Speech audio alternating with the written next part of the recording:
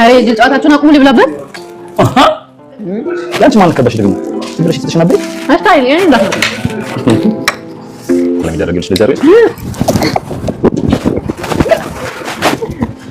የተወለወለ ጥይት መስለሻል በጣም አማረብሽ ነው አይደል? አዎ ልክ ነህ አምሮብኛል ብታይ ሲመጣ ራሱ ስንት ሰው እንደዛ እንዳለኝ ማን ነው ማን አባቱ ነው ዝናው ላይ እንደዚህ ጠጣም በእውነት በጣም ነው የሚያምርብክ አረ አሌስ እንግዳ ይነሽ የኔ እንግዳ መስኮት ገብተሽ አረፍ በይ ጓዳ ሰሚ ማታ ማታማ ቆንጆ እኮ በጣም ችግሩ ቀን ላይ ማህሌት ነሽ ማሰማዋ ማህሌት ድንጋይዋ ማህሌት ማይገባት ማህሌት ሀገር ያወቀው ምድር የሞቀው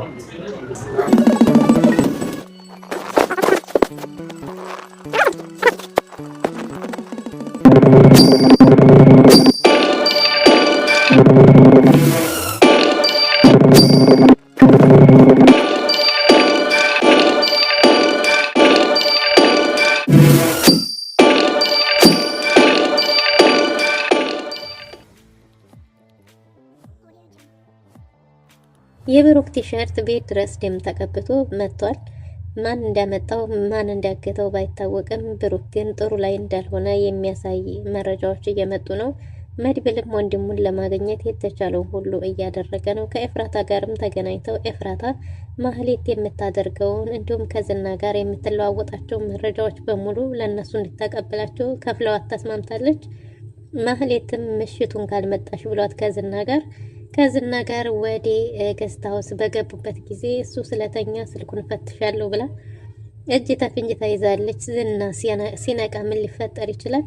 ሰላም ሰላም፣ ውድና የተወደዳችሁ ውድ ቤተሰቦች እንደምን አላችሁ? በያላችሁበት የዓለም ዳርቻ ሰላማችሁ በዘት ተርፍ ይበልን እያልን ዛሬም በአዲስ እና በትኩስ መጥተናል። እናንተም በቅንነት ላይክ፣ ሼር፣ ሰብስክራይብ እያረጋችሁ ቤተሰብ ታረጉን ዘንድ በትህትና እንጠይቃለን።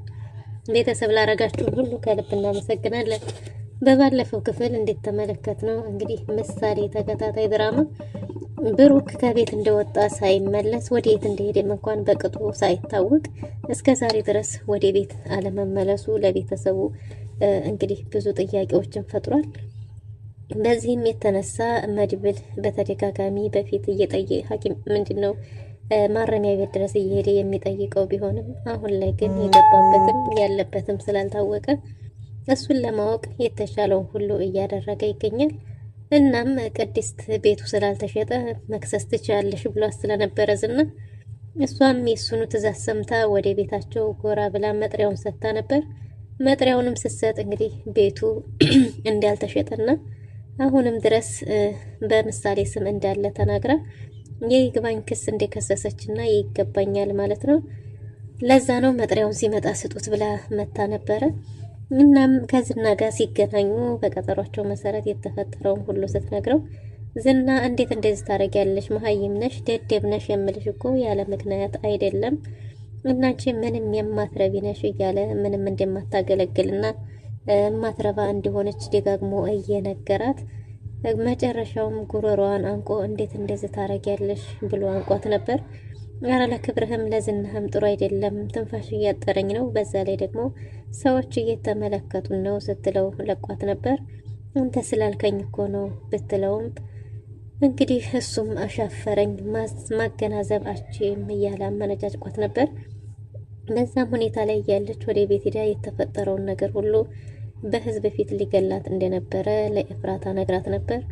ኤፍራታም ይሄ ሰው ጤነኛ አይደለም፣ በዛ ላይ ደግሞ ምን እንደሚሰራና ምን እንደሚያደርግ ማወቅ ይኖርብሻል እያለች በተደጋጋሚ ትነግራት ነበር። ስለ ብሩክም ማጣራት ትፈልግ ነበር። ብሩክ ጥሩ ላይ ያለ አይመስለኝም፣ ነገር ግን ምን እንደሆነም ደግሞ በጭራሽ ሊነግረኝ አልፈለገም ብላት ነበር ለኤፍራታ። እናም እንግዲህ ወደ ዝና ነይ ተብላ ስትሄድ ማድረግ ያለባትን በጥንቃቄ እንድታረግ መረጃዎችን ከዝና ስለሚሰራው ስራና ስለ አንዳንድ ነገሮች ማወቅ እንዳለባት መክራ ሸኝታት ነበር። ዳጣና መድብልም ወደ ኤፍራታ በሄዱ ጊዜ ኤፍራታን አግኝተዋት የተቀጣጠሩበት ቦታ ምን ማድረግ እንዳለባት እየተነጋገሩ ነበር። ምንም መፍራት እንደሌለባትና ከነሱ ጋር ከሰራች ግን ህይወቷን ሊቀይረው የሚችለው ገንዘብ ልታገኝ እንደምችል እየነገሯት ነበር። እነሱ ደግሞ የሚፈልጉት ብሩክ ያለበትን ሁኔታ ወይም ደግሞ ብሩክን ሊያገኙበት የሚያስችል መረጃ ለማግኘት እንጂ ከዛ ውጭ ሌላ ምንም ነገር እንደማይፈልጉ ነግረዋት፣ ነገር ግን እያንዳንዱ የምታረገውን ነገር ማህሌት ከዝና ጋር የምትለዋወጠውን መረጃዎች በሙሉ ሳይቀር እሷን እያስወራች ወደ እነሱ እንዲታቀብላቸው ተስማምተዋል። እሷም እሺ ብላ ኤፍራታ ተመልሳለች ማለት ነው። መድብል ምን ማድረግ እንዳለበት ስለ ወንድሙ ግራ ገብቶታል። ቅድስትን ቤት ስታጸዳ ያልጠበቀችው ነገር አግኝታለች። ጠረጴዛ ስር ያገኘችው የብሩክን ቲሸርት ደም ተቀብቶ ስለነበር እጅግ በጣም ደንግጣና እያለቀሰች ስለነበረ ምሳሌን ጠርታት ነበር። ምሳሌ ከቅድስት ተሽላ በድንጋጤም እንዴ ያኔ ሲያነስረኝ ምናልባት አስነክተ ነው ይሁን እንዴ ብላት ሀሳቧን ለማስቀየር እንደገና ቅድስትማ እውነትሽን ነው እንደዛ ነው ማለት ነው ምናምን ብላ ሀሳቧን አስቀይራታለች። ቤቱ እንዳልተሸጠና አሁንም በስሟ እንደሆነ እየነገረቻት ነበር። ያ ማለት ወደዛው ወደ ቀድሞ ቤታችን እንመለሳለን ወይ ቤትም ጎረቤቶቻችንም ናፍቀውናል እያለች ነበር ምሳሌ። እናም ብሩክ ሲመጣ መሄድ እንደሚችሉ ነግራታለች። ብሩክ ግን ያው ሀገሩ ሩቅ ስለሆነ መቼ እንደሚመጣና ባይታወቅም ግን ድንገት መጥቶ ሰርፕራይዝ እንደሚያደርጋቸው ለምሳሌ እንድትረጋጋላት እየነገረቻት ነበር። እናም እንግዲህ ሞገስም ከሉላ ጋር ዘና ፈታ እያለ ማለት ደስ የሚልና ጥሩ ጊዜ እያሳለፉ ይገኛሉ። ግን ሞገስም ቢሆን ያው ሀሳብ ገብቶታል። የጓደኛው ያለበት ሁኔታ አለመታወቅ፣ በዛ ላይ ደግሞ ድንገት ሰርፕራይዝ የሆኑት የቤቱ አለመሸጥ፣ ቤቱ ካልተሸጠስ ደግሞ ምሳሌን እንዴት አሳከማት? እንደዛ ከሆነስ ደግሞ ይሄን ያህል ገንዘብ ካለው እኔ ያለ የሌለኝን ገንዘብ ሀብቴን ስሸጥ እንዴት አስችሎት ድብቅ ሚስጥር ማለት ምስጥ ሊሆን ቻለ እያለ ነበር። በአንድም በኩል ደግሞ አይ ጓደኛዬ ጥሩ ላይ ባይሆን ነው እንጂ ጥሩ ላይ ቢሆን ኖሮ ይሄን ሁሉ እንደዚህ ሊሆን አይችልም የሚል ብቻ ብዙ ጥያቄ ፈጥሮበታል። ሉላም ደግሞ ዝና ናፈቀኝ እያለች ትገኛለች። እናም ኬክ እንዲጋብዛትና መውጣት እንደፈለገች ብትናገርም ነገር ግን ኬኩን ገዝተህልኝ እዚሁ እንብላ ይቅርብን ወደ ውጭ ብትልም አይ መውጣት እንችላለን ብሏት ነበር። ከሷ ከወጣና አይቀር ደግሞ ዲያጣም ትምጣ ብላ ዲያጣም መታ ጥሩና ደስ የሚል ጊዜ አሳልፈዋል። እናም ክፍያ ላይ እየተከራከሩ ነበር። እሱ ሞገስ የመሰለው በስልኩ እየተከታተለው መስሎ ሲም ካርዱንም ሰብሬ ጥብል ያለው እያለ ነው። ነገር ግን ዝና እየተከታተለ ያለው በኢቲኤም እንጂ በሲም ካርዱ አልነበረም። ነገር ግን የዝና ነገር ስጋት ስለገባው ሲም ካርዱን እንደጣልና እንደማያገኘው ነግሯት ወጥተው ጥሩ ጊዜ አሳልፈዋል ማለት ነው። ዝናም በሌላ በኩል ማህሌትን ቀጥሯት እየዘፋፈነላት ነበር። ሉላዬ እያለ ስለ ሉላ ባፈቀርኩ እንዴት ነው ጥለሽኝ እንዲህ የምትሄጂው? እንዴት እንደዚህ ታረጊኛለሽ? እያለ ለዲያማ ይዞታል። እና ማህሌትን ነይ ቶሎ ብሎ በሰከረበት ጊዜ ጠርቷታል። ኤፍራታም ደውላላት ሲተኛ ስልኩን ፈትሽና አንዳንድ መረጃዎችን የሚጠቅምሽን መረጃ ያዥ፣ ስለዚህ ደግሞ እኔ አልነግርሽም አንቺ ራስሽ ጠንቅቀሽ ብዙ ነገሮችን ስለምታቂ ብላታለች። እሷም ደግሞ ሞኝ የላኩትን አይረሳም በሚለው እንግዲህ ስልኩን ለመፈተሽ ብትሞክርም ፓስወርዱን ግን መክፈት አልቻለችም። መድብል ወደ ቤት ተመልሶ ወንድሙ አልጋ ላይ ቁጭ ብሎ መጽሐፍ እያነበበ ነበር። ያን ብቻ ሳይሆን ደግሞ በሀሳብም ስለ ወንድሙ እያሰበ ባለበት ቅድስት ወደዛ ስታየው ሄዳለች። እናም ቅድስትን ስለ ብሩክ ባህሪ አንዳንድ ነገሮች ከበሷና በብሩክ መካከል ያለውን ግንኙነት ለማጣራት የተቻለውን ነገር ሁሉ እያደረገ ነበር። እናም እንግዲህ ቅድስት ባየችው ነገር እጅግ በጣም ስለተረበሸች እያለቀሰች ነበርና እንዴ ማልቀስማ የለብሽም፣ በጭራሽ ማልቀስ የለብሽም። ስለዚህ ወንድሜ ያለበት ሁኔታ ሳይታወቅ በጭራሽ እንዳታለቅሺ፣ ማልቀስ ሳይሆን በተቻለ መጠን የምናገኝበትን መንገድ ነው እንጂ መፈለግ ያለብን፣ ማልቀስማ የለብሽም በጭራሽ። ወንድሜ አልሞተ እንዴ ያለበት ሁኔታ ሳናቅ ማልቀስ ምን ይባላል? ማልቀስ የለብሽም ብሏታል።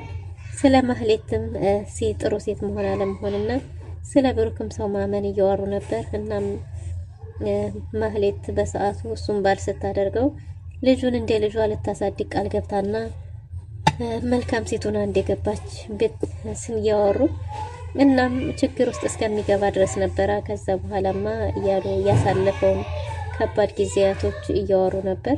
ነገር ግን ሁሉም ያልፋል። ስለዚህ ደግሞ ከሷ በኋላ ሰዎችን ማመን አቁሟልና ወንድሜ በጣም ነው ሰዎችን የሚያምነው። አንቺና እሱ መካከልስ ያለው ግንኙነት ምንድነው ቢላትም ምንም አይነት ግንኙነት እንደሌላቸው እሱ መልካም ሰው እንደሆነ እየነገረችው ነበር።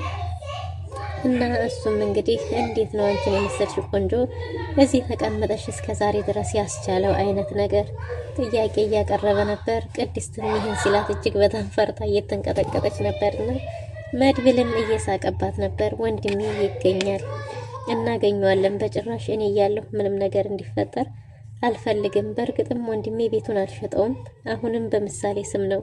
ግን ደግሞ ውክልናውን በእኔ ያደርጎታል። ምን ማለት እንደሆነ አልገባኝም እያላት ነበረ።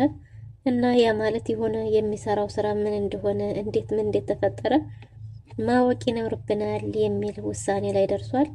እና በተቻለ መጠን እንግዲህ የተቻላቸውን ነገር ሁሉ ማድረግ እንዳለባቸው እያሰበ ነው። በዛ ላይ ዳጣም ከመድብል ጋር እንግዲህ የተቻላትን ሁሉ እያረገች እያገዘችው ነው ማለት ነው። በሌላ በኩል ዝና እኔ እነ ሞገስ ሚስቴን ዱላን ቀሙኝ፣ እኔ ደግሞ አንቺን እቀማለሁ ምናምን ሲል ደስ ብሏት ነበር። ስለ ቁንጅናዋም እያነሳ እያሞገሰላት ማታ ማታ ውብ እንደሆነች ቀን ቀን ደግሞ ደደብ ደንቆሮ እንደሆነች እየነገራት እየሰደባትም እያሞገሳትም ካመሹ በኋላ ቤት ሂደን ደር ብትለውም ቤቱ መሄድ እንደማይችሉ ግን ማደር የሚችሉት እዚሁ እንደሆነ ነግባት ወደ ገስት ሃውስ ገብተው ነበር። እናም ዝና በጣም ብዙ ጠጥቶ ስለነበረ ወዲያው ሲተኛ ኤፍራታ ደውላ ያለቻትን ተግባራዊ ለማድረግ ስልኩን ለመክፈት ብትሞክርም ብዙ ቁጥሮችን ብትደረድርም ልትከፍተው አልቻለችም ነበር። በስተመጨረሻም እንግዲህ ባሻራ ይሆናል ብላ ፊት ለፊት ብታደርገውም ሊከፍት ስላልቻለ አይኑን አብርታል ባሻራ ልትከፍት ብትልም እንግዲህ በዛን ሰዓት ማነው ዝና ነቅቶ ነበር። ዝና ሲነቃም ማህሌትም ደንግጣ የምታረገው የምትይዘው የምትጨብጠው ጠፍቷታል። እንግዲህ ዝናም ፈጦ ምን ሊያረጋት እያሰበ እንደው ባይታወቅም ስልኩን ደግሞ ኪሱም ሲፈልገው አጥቶታል። ወይኔ ማህሌት የምትጠፋው መቼም በዝና እጅ ነውና ምን ሊያረጋት እንደሚችል መገመት አይቻልም። ውድና የተወደዳችሁ ለዛሬ ነበር ቆይታ ይመስል ነበር። በቀጣይ እስከምንገናኝ